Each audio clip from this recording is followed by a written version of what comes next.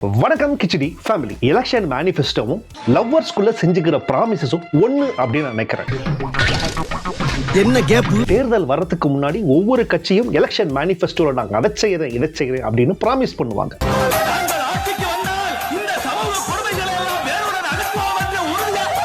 அதே போலதான் லவ்வர்ஸும் லவ் பண்றப்போ நீ எனக்கு தேவதை மாதிரி, நீ எனக்கு ஏஞ்சல் மாதிரி அப்படின்னு ப்ராமிஸ் பண்ணுவானுங்க. இதெல்லாம் நீங்க கேக்குறீங்க? என்கிட்டயும் சொன்னானுவலே. ஆனா கொஞ்ச நாள்லயே அதெல்லாம் ஸ்வாஹா மறந்துடுவாங்க அப்படின்னு சொல்ல வந்தேன். 500 ரூபாய்க்கு எல்பிஜி சிலிண்டர் தரப்படும் இடியாப்போ போயிருச்சு.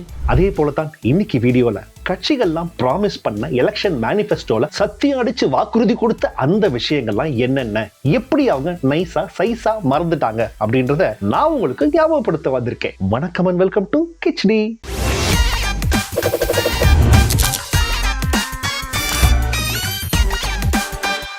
ரெண்டாயிரத்தி 21, அதாவது சுமாராக ஒரு 5 வருஷத்துக்கு முன்னாடி ஏடிஎம்கே அண்ட் டிஎம்கே இவங்க ரெண்டு பேரும் போட்டி போட்டுக்கிட்டு ப்ராமிசஸா அள்ளி கொடுத்தாங்க. அந்த புக்கெல்லாம் இப்ப எங்க போச்சு அப்படின்றது யாருக்குமே தெரியாது. முதல்வன் படத்துல வர்ற மாதிரி நான் அர்ஜுனாகவும் அந்த பக்கம் இபிஎஸும் ஸ்டாலினும் உட்கார்ந்து இருந்தாங்கன்னா இந்த கேள்வியை கேட்பேன். வணக்கம் சார், அந்த முதல் பக்கத்துல ஒரு விஷயம் போட்டிருந்தீங்க, உங்களுக்கு ஞாபகம் இருக்கா அப்படின்னு கேட்டா ரெண்டு பேருமே திரு அப்படின்னு முழிக்கிறதுக்கு உண்டான எல்லா சான்ஸுமே இருக்கு அப்படின்னு நினைக்கிறேன். இவங்க ஒரு 505, அவங்க ஒரு 525 ப்ராமிசஸோ கொடுத்ததா வந்து தேடி பார்த்தப்ப கிடைச்சிச்சு. அப்புறம் தான் எனக்கு தெரிஞ்சதுங்க, அவங்க என்ன ஏமாத்திருக்காங்க. பட் அந்த 505 என்ன 525 என்னன்னு கேட்டா யாருக்குமே தெரியாது. ஆனா மேடையில அப்பப்போ இப்ப இருக்கிற ஆளுங்கட்சி கிட்டத்தட்ட நாங்க 87% நிறைவேற்றிட்டோம், ஒரு வாட்டி நாங்க 494 வாக்குறுதிகள் நிறைவேற்றிட்டோம், ஒரு வாட்டி நாங்க 367 நிறைவேற்றிட்டோம் அப்படின்னு போற போக்குல சொல்றது. அது ரைட், நம்பர்ஸ் எல்லாம் மறந்துடுவோம். பட் முக்கியமான விஷயங்கள்லாம் இவங்க போன எலெக்ஷன்ல ப்ராமிஸ் பண்ணாங்க. இப்ப இருக்கிற ஆளுங்கட்சி அது எல்லாத்தையும் ஒவ்வொன்றா பார்ப்போம். 500க்கும் மேற்பட்ட அறிவிப்புகள் வாக்குறுதிகளாக இருக்கு. போன எலெக்ஷனோட மிகப்பெரிய ஹைலைட்டே, இப்ப இருக்கிற டிஎம்கேவுக்கு மிகப்பெரிய ஹைலைட்டே நீட் ரத்து, நீட்டை ஒழிப்போம். நீட்டை ஒழிக்கிறதுக்கு உண்டான ரகசியம் அதெல்லாம் ரகசியம் சொல்றதுக்கு இல்ல எங்க கிட்ட இருக்கு அப்படின்னு அவங்க எலெக்ஷன் மேனிஃபெஸ்டோல ஃபர்ஸ்ட் போட்டதே அதுதான், நீட் ரத்து அப்படின்றதா. கண்டிப்பா நீட் தேர்வு ரத்து செய்யப்படும், எங்களுக்கு தெரியும் எப்படி ரத்து பண்ணணும்னு.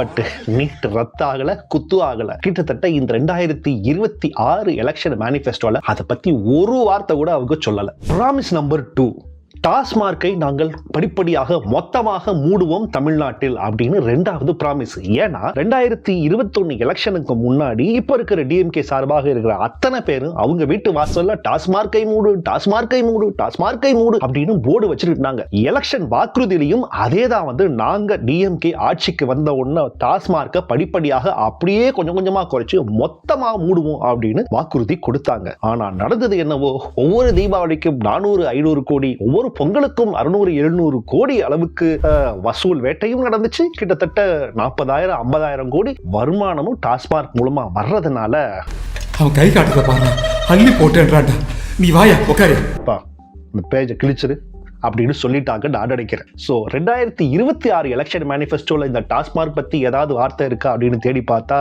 தெரியாது.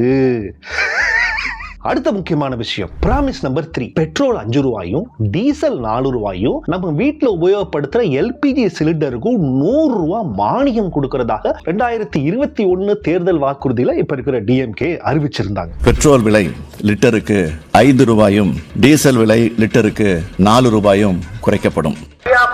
பெட்ரோல் 4 ரூபாய், டீசல் 5 ரூபாய், எல்பிஜி சிலிண்டர் 100 ரூபாய். அதை கேட்டு நம்ம மக்கள் போட்டு குத்து குத்து குத்து குத்து குத்து குத்து அப்படின்னு 2021 டிஎம்கேவுக்கு ஓட்டு போட்டு ஜெயிக்க வச்சாங்க. ஆனா நடந்தது என்ன தெரியாது. எஸ், கிட்டத்தட்ட அந்த எல்பிஜி சிலிண்டர் 100 ரூபாய் அப்படின்றத அவங்களே மறந்துட்டாங்க. சமையல் எரிவாயு சிலிண்டருக்கு 100 ரூபாய் மானியமாக வழங்கப்படும்.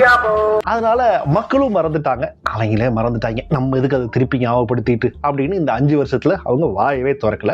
அதுக்கப்புறம் கிட்டத்தட்ட அவங்க கட்சிக்காரங்கெல்லாம் மேடையில பெட்ரோல் உங்களுக்கு நாங்க 75 ரூபாய்க்கு விரைவில் கொடுக்கப்படும், நீ உருட்டுமா, உன் நல்ல மனசுக்கு நீ தான் ஜெயிப்ப, நாங்க ஆட்சிக்கு வந்தோட பெட்ரோல் 75 ரூபாய், டீசல் 70 ரூபாய் அப்படின்லாம் வந்து சொன்னாங்க. ஆனா அதை பத்தி அவங்க மூச்சு பேச்சு உடலடா பாத்துக்கங்களேன். அப்புறம் 2026 எலெக்ஷன் மேனிஃபெஸ்டோல இப்போ ஏதோ சிலிண்டர் மட்டும் 3 சிலிண்டர் ஃப்ரீயா தரதா சொல்லியிருக்கிற மாதிரி இருக்குது. ஐயோ, மீண்டும் மீண்டுமா? பட் இந்த பெட்ரோல், டீசல், எல்பிஜி சிலிண்டர் இதை பற்றிலாம் அவங்க பேசுறதே இல்லை. எங்க அவன் குண்டை போடுறான், நம்ம பாட்டுக்கு எங்கிட்டத்தையாவது ஒரு உருட்டை உருட்டிட்டு அப்புறம் நம்ம தலையிலே வந்து விழுவாங்க அப்படின்றதால 2026 கப் சிப். Promise number 4. இப்ப இருக்கிற ஆளுங்கட்சி அவங்களுக்கே இது ஞாபகம் இருக்குமா இல்லையான்னு தெரியாது. மக்களுக்கு இது சுத்தமாக ஞாபகம் இருக்காது. மத்திய அரசு ஆபீசஸ்ல, சென்ட்ரல் கவர்மெண்ட் ஆபீசஸ்ல தமிழை இணைப்பு மொழியாக, தமிழும் ஒரு முக்கியமான அந்த வழக்கு மொழியாக அபிஷியல் லாங்குவேஜாக கொண்டு வருவோம் அப்படின்னு ப்ராமிஸ் பண்ணியிருந்தாங்க. Tamil as co-official language in central offices அப்படின்ற ஒரு வார்த்தை இருக்குது. டிஎம்கே ஆட்சிக்கு வந்த உடனே மத்திய அரசாங்கத்துக்கிட்ட வலியுறுத்தி எல்லா மத்திய அரசாங்க ஆபீஸ்லயும், முக்கியமாக அந்த சென்ட்ரல் கவர்மெண்ட் ஆபீசஸ்னு நம்ம ஊர்ல நிறைய இருக்கு பார்த்தீங்களா, அங்க எல்லாத்துலயுமே தமிழும் ஒரு முக்கியமான டிரான்சாக்ஷனல் லாங்குவேஜாக கொண்டு வருவோம் அப்படின்னு நிறைய ட்ரை பண்ணாங்க. ஆனா இப்போ வரைக்கும் அது நடக்கல. இவனுக்கு ஒரு சீட் எடுத்து பாருங்க ஐயா, வெறும் பொய்யா சொல்லிக்கிட்டு தெரியலாம். ஆனா 2026 அதே விஷயங்கள் இருக்கா அப்படின்னா அதே கிடையாது. ஆனா தமிழ் பிரைட், நாங்கள் மாநில அந்த உரிமையை நிலைநாட்டுவோம் அப்படின்னு இப்படி டிஃபரெண்டா உருட்டி இருக்காங்க அப்படின்னு வேணா வச்சுக்கலாம். செக்கில ஆட்டின சுத்தமான உருட்டு. Promise number 5. 75% வந்து பிரைவேட் செக்டர்ல ஜாப் ரிசர்வேஷன் தமிழர்களுக்கே வழங்கப்படும் அப்படின்னு 2021 எலெக்ஷன்ல இப்ப இருக்கிற ஆளுங்கட்சி இந்த ப்ராமிஸா பண்ணிருக்காங்க. தமிழகத்தில் உள்ள தொழில் நிறுவனங்களில் 75 விழுக்காடு வேலை வாய்ப்புகள் தமிழர்களுக்கு வழங்க சட்டம் கொண்டு வரப்படும். நிறைய ப்ராப்ளம் வந்துச்சுல, இந்த வடக்கு தொழிலாளர்கள் நம்ம ஊர்ல வேலை பார்க்கறாங்க அப்படின்னா ஒரு பிரச்சனை வந்துகிட்டே இருந்த உடனே இவங்க என்ன பண்ணாங்கன்னா 2021 இல்ல, பிரைவேட் கம்பெனிஸ் எல்லாத்துலயும் 75% தமிழர்களுக்கு தான் ஃபர்ஸ்ட் முன்னுரிமை கொடுக்கணும், அதை நாங்க கொண்டே வருவோம் அப்படின்னு சொன்னாங்க. அப்படின்னு சொன்னீங்க. பட் அவங்களால சுத்தமா அதுக்குண்டான எந்த முனைப்புமே எடுக்கல. அதாவது லெஜிஸ்லேஷன் பாஸ் பண்ணி, தமிழ்நாடு லெஜிஸ்லேஷன் பாஸ் பண்ணி, அதை மேலிடத்துக்கு சென்ட்ரலுக்கு அனுப்பி அங்கேயும் இதை பாஸ் பண்ணி, இது பல விஷயங்கள்லாம் நடந்தா மட்டும்தான் இது பாஸ் ஆகும், இதுல நிறைய லீகல் பேட்டில்ஸ் இருக்கும் அப்படின்னு அவங்களுக்கு தெரியும். இருந்தாலும் சொல்லி வைப்போம், இதெல்லாம் யாரு கேப்பா அப்படின்றதுனால 2021 சொல்லி வச்சுட்டாங்க. அதுக்கப்புறம் அதை மறந்துட்டாங்க. இப்போ அதை டிவிக்கே கையில் எடுத்திருக்கிறாங்க. பார்ப்போம் என்ன நடக்குது அப்படின்ட்டு. Promise number 6. State education policy with high level committee. ஒரு உயர்மட்ட குழுவை அமைத்து ஸ்டேட் எஜுகேஷன் பாலிசி அப்படின்னு ஒன்று தனியாக நாங்க வைப்போம் அப்படின்னு சொன்னாங்க. இது வச்சாங்களா அப்படின்னு கேட்டீங்கன்னா எஸ், கமிட்டி ஃபார்ம் பண்ணாங்க. இதை பத்தின நிறைய டாக்ஸ் இருந்துச்சு. 2021 கிட்டத்தட்ட 5 வருஷம் ஓடிருச்சு. தனியாக ஸ்டேட் எஜுகேஷன் பாலிசி இருக்கா அப்படின்னு கேட்டீங்கன்னா இருக்கு, ஆனா இல்ல அப்படின்ற ஒரு சிச்சுவேஷன்ல தான் இப்போ வரைக்குமே ஓடிட்டு இருக்குது. ஏன்னா சென்ட்ரல் கவர்மெண்ட் அந்த நேஷனல் எஜுகேஷன் பாலிசியை இந்த பக்கம் திணிக்கிறாங்க. அவங்க எல்லாத்துக்குமே கொண்டு வரணும்ன்றாங்க.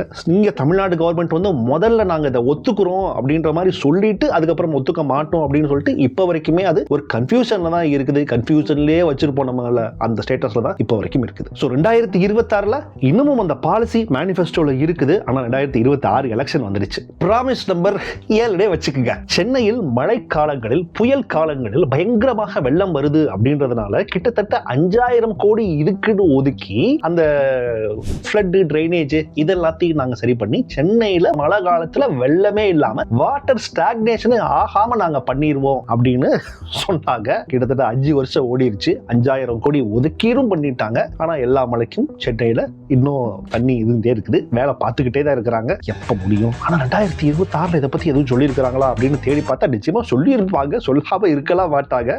பார்ப்போம், டைம் ஆச்சு, வெயிட் பண்ணி பார்ப்போம். Promise number 7. இது ஒரு முக்கியமான ப்ராமிஸ். இது கிட்டத்தட்ட நானே என்னோட சின்ன வயசுல இருந்து பார்த்துக்கிட்டு இருக்கிறேன். என்ன அப்படின்னா இந்த கூவம் இதெல்லாம், இந்த பக்கிங்ஹாம் கால்வாய் இதெல்லாம் இருக்கு பாத்தீங்களா, இத நாங்க ஆட்சிக்கு வந்த உடனே இந்த ப்ராமிஸ் இருந்துச்சு. ஆட்சிக்கு வந்த உடனே இது எல்லாத்தையும் மொத்தமாக சுத்தப்படுத்தி தூர்வாரி இதை வெளிநாட்டுல இருக்கிற மாதிரி படகு, போட்டு இதெல்லாம் விட்டு அங்க வந்து பயங்கர ஒரு டூரிஸ்ட் ஸ்பாட்டா நாங்க மாத்துவோம். கூவத்தை சுத்தப்படுத்தி கம்ப்ளீட்டாக மாத்துவோம். கேட்டுக்க. அதுக்கு கிட்டத்தட்ட ஒரு 1500 கோடி 2000 கோடி நாங்கள் ஒதுக்கப்படும் அப்படின்னு 1500 கோடி 2000 கோடி ஒதுக்கி இருப்பாங்க. பட் கூவம் சுத்தமாச்சா, போட்டு வந்துச்சா, கப்பல் வந்துச்சா, டூரிஸ்ட் மக்கள்லாம் கூவத்துல வந்து ஜாலியாக வந்து கெனால் ரைடு போனாங்களா அப்படின்னு கேட்டா தெரியாது. Promise number 8. ஐயோ அப்பா, எவ்வளவு ப்ராமிஸியா போயிட்டே இருக்குது. ப்ராமிஸ் நம்பர் 7, 8 வச்சுக்கலாம். கல்வி கடன்கள், இந்த மாணவர்கள் கல்வி கடன் வந்து முற்றிலுமாக தள்ளுபடி செய்யப்படும் அப்படின்னாங்க. தமிழக கல்லூரி மாணவர்களின் கல்வி கடன்களை தள்ளுபடி செய்யப்படும். அதுக்கப்புறம் இந்த கூட்டுறவு பேங்க்ல தான் வச்சிருக்கிற நகைக்கடன்கள் முற்றிலுமாக தள்ளுபடி செய்யப்படும் அப்படின்னாங்க. அதுவும் என்ன ஆச்சுன்னா தெரியாது. 2026 அதை பத்தி மென்ஷன் பண்ணிருக்காங்கன்னா மறந்துட்டேன். அதுக்கப்புறம் முக்கியமான அடுத்த ப்ராமிஸ் கேட்டீங்கன்னா இந்த எலக்ட்ரிசிட்டி இபி இதெல்லாம் வந்து ரீடிங் வந்து 2 மாசத்துக்கு ஒரு தடவை எடுத்து 2 மாசத்துக்கு ஒரு பில் வர்றப்போ அது பெருசாக ஒரு அமௌண்ட் வருது அப்படின்றனால மாசம் எடுக்கிறப்போ அது வந்து அந்த 100 யூனிட் வரைக்கும் ஃப்ரீ அப்படின்ற ஒரு திட்டம் இருக்குல்ல, அது குட் தான்.